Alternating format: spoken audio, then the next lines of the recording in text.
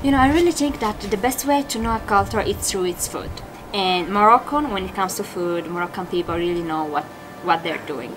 And actually here you can find pretty much an influence between Arabic food culture, Berber food culture, and even European influence. So the main aim for today is find food that's going to be tasty and cheap. That's my goal. That's what I'm aiming for today. And Morocco, especially Marrakesh, has pretty much everything for every kind of taste. For the most basic one to the most adventurous one. One of the best things is that you can pretty much lose yourself amongst the many alleys and narrow streets of the Medina here in Marrakesh and be surrounded by the smell of so many spices and so many smell of different food. And just some advice: when I decide where to eat, I keep in mind at least two things. There has to be local eating in it, and there must be a queue. If you find these two, you can be sure that the food is going to be of high quality, and most important, it's going to be tasty and cheap. So you want to tend to avoid like the most tourist one, the most touristy spot, and maybe opt for something more local, because what I want to do is like really experience the local culture through its food.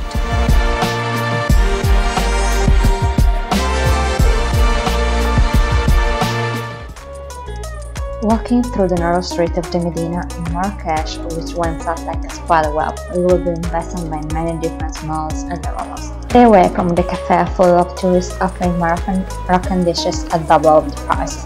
The real and tasty Moroccan food can be found on the street.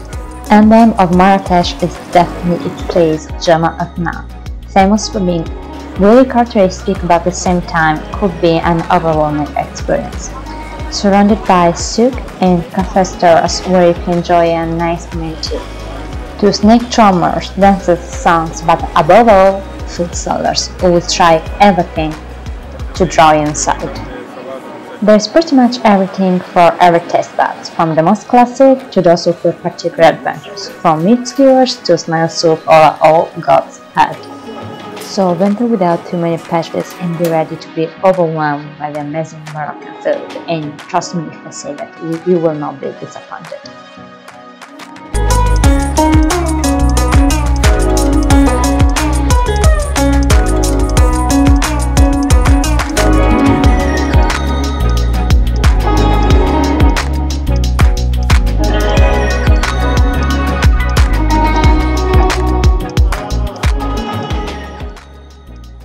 So this is going to be our first stop on our food tour of Marrakesh. Local interaction is definitely one of that I like the most. One for me, one for her. You will pay. I don't think so. No, you will. Because I really think so, I'm sorry. No, you will. And I've actually passed by here at least a couple of times, and I've always seen that there was a queue of local people eating it, so I got really curious and decided to try for myself. It was basically a small window facing the street, and you can see that there is several parts of meat displayed here, and actually had no idea of what most of them were. I could see some brains and some other parts, but I opted for something a little bit more mild than just for regular meat. And it actually made a great snack. So you can pretty much choose between what kind of meat do you want in your pita bread, if you want cheese in it, and how much meat do you want, and that will change of course with the price as well. Not a completely overwhelming flavor, meat in a pita bread, some onion as well, and some spices. So up onto our next adventure, and you can see how much during the night Jemaa el Fna will completely change its face. And this is where I actually found this little gem, which was quite quiet despite the fact of being in the center of Jemaa el Fna. There are several Moroccan dishes displayed, and you can choose wherever you want. So I just decided to point the same dishes that another customer was eating, and decided to try that as well myself.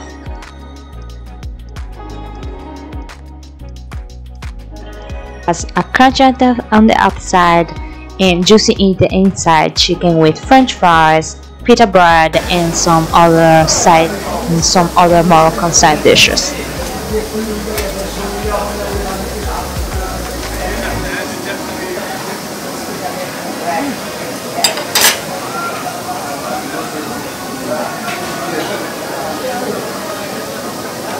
So the real quest now is, will I be able to keep my white shirt white?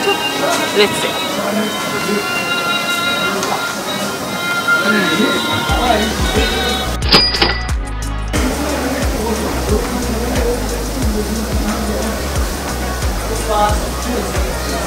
The chicken is extremely juicy and very tender, and the skin is quite crispy, which is great, which is actually like cooked, like perfectly cooked. My last stop for this Moroccan food tour could not have been missed one of the many stalls that are in the center on the main plaza. It's actually a real battle between each vendor to try and lure you inside and try to win as many customers as they can. There's literally so much choice, going from meat skewers to gottets to snail soup and so many other Moroccan dishes. This time I just opted for a mix of meat skewers served with their typical bread and also other Moroccan dishes.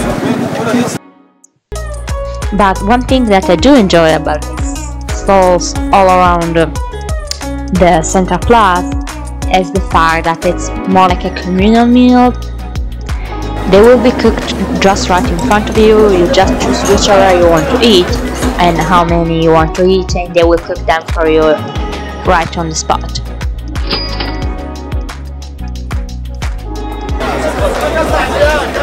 Make for you mixed skewers. Okay.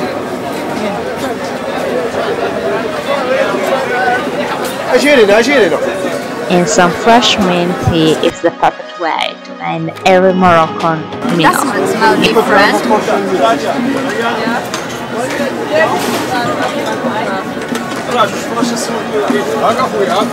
So you pay for the food, but the show is included.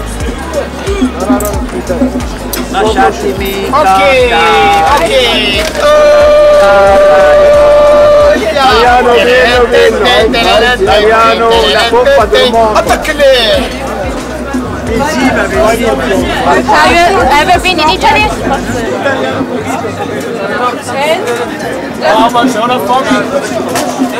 So this is mint tea, but it's actually made with absinthe, so it's a bit different. So let's go and test it. It's hot and it's very sweet.